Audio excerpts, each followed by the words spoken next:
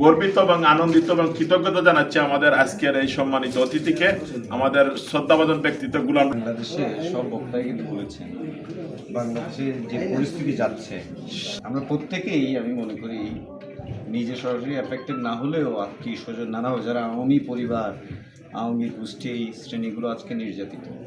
যেন ফিউচারে এই সংগ্রামটা একভাবে চালাই যেতে পারি একইভাবে। এবং আমি 2 সেপ্টেম্বরের ব্যাপারে আপনারা যেভাবে আপনাদের সম্মিলিত করবেন সবাই মিলে, আমি আপনাদের সাথে একমত থাকবো, একসাথে থাকতে চাই। খুনি ইউনূসকে প্রতিহত করতে যাতে আমরা ঐক্যবদ্ধ থাকি, এই আশা এবং প্রত্যাশা রেখে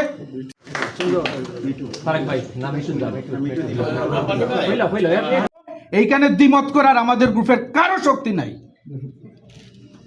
কথা সিম্পল, প্রতিদ্বন্দ্বিতায় বিশ্বাস করি, প্রতিযোগিতায় বিশ্বাস করি, প্রতিহিংসা না ছড়াইয়া যদি আসলেই উদ্দেশ্য সৎ থাকে এবং বঙ্গবন্ধুর কন্যার জননেত্রী করার শপথ নেন, রাজনীতিতে প্রতিযোগিতা থাকে, প্রতিদ্বন্দ্বিতা থাকে, প্রতিহিংসা উচিত না।